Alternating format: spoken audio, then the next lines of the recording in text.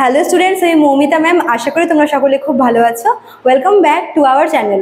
Students, আজকে আমি তোমাদের সেকেন্ড সেমিস্টার এমডিসির লোকাল ল্যাঙ্গুয়েজ অ্যান্ড ফোক কালচারের উপরে একটি ইম্পর্ট্যান্ট টপিক, যেটা হচ্ছে ভাষার সংজ্ঞা এবং ভাষার যে বৈশিষ্ট্যগুলি রয়েছে তার উপরেই কিন্তু আজকের ক্লাসটি নেব। ঠিক আছে, ক্লাসটি শুরু করার আগে বলে রাখি যে আমাদের নেক্সট সেমিস্টারে যারা অনলাইনে অ্যাডমিশন নিতে চাইছো তারা আমাদের অফিসিয়াল হেল্পলাইন নাম্বারে যোগাযোগ করতে পারো।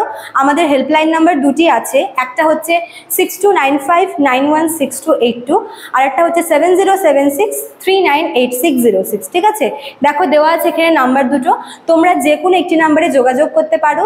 আর তোমাদের যে কোনো কোয়ারি থাকলে অ্যাডমিশন নিয়ে অথবা নোটস সংক্রান্ত যে কোনো কোয়ারি থাকলেও কিন্তু তোমরা আমাদের সঙ্গে এই নাম্বারে যোগাযোগ করতে পারো। ঠিক আছে, আর তোমাদের নেক্সট সেমিস্টারের কিন্তু সিট খুব লিমিটেড। তোমরা যারা আর কি অ্যাডমিশন নিতে চাইছো তারা কিন্তু এই মাসের মধ্যে অ্যাডমিশন নিয়ে নেবে, কেননা নেক্সট মান্থ থেকে কিন্তু আমরা নেক্সট সেমিস্টারের ক্লাস শুরু করে দিচ্ছি। ঠিক আছে, চলো দেরি না করে শুরু করে দিই আজকের টপিকটি।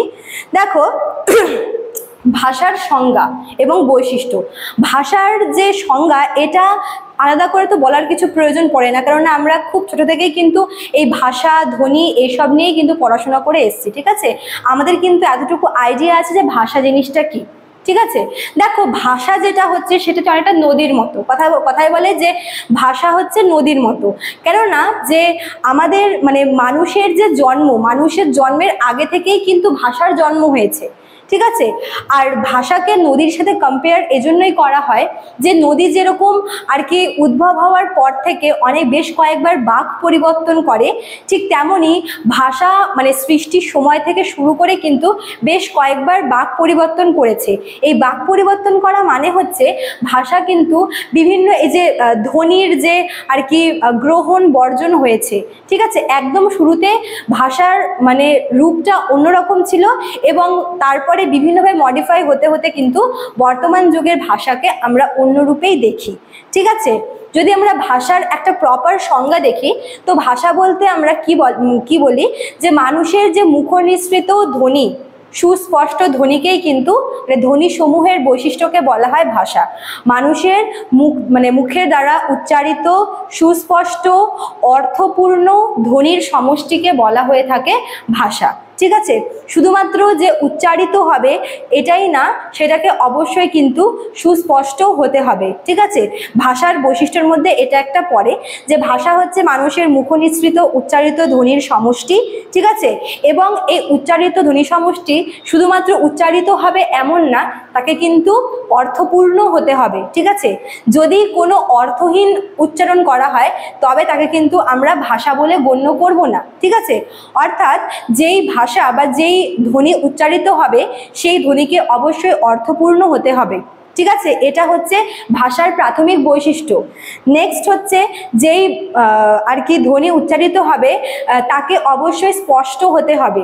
যদি এলোমেলো কোনো শব্দ বা ধ্বনি উচ্চারিত হয় তবে কিন্তু তাকে ভাষা বলে গণ্য করা যাবে না। ঠিক আছে, অর্থপূর্ণ এবং সুস্পষ্ট দুটাই কিন্তু হতে হবে। ঠিক আছে, দেখো ভাষার মাধ্যমে যেহেতু আমরা মনের ভাব প্রকাশ করে থাকি, তো ভাষার এই যে প্রকাশ করার দিকটাকে দুভাগে ভাগ করা হয়ে থাকে।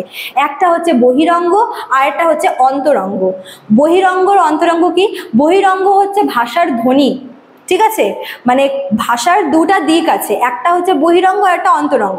বহিরঙ্গ হচ্ছে ভাষার যে ধ্বনিটা, সেটাকে হচ্ছে বহিরঙ্গ বলে, আর অন্তরঙ্গ হচ্ছে ভাষার যে অর্থ তাকে বলে। ঠিক আছে, অর্থপূর্ণ এবং সুস্পষ্ট যে ধ্বনিসমূহের বৈশিষ্ট্য তাকেই ভাষা বলা হয়ে থাকে।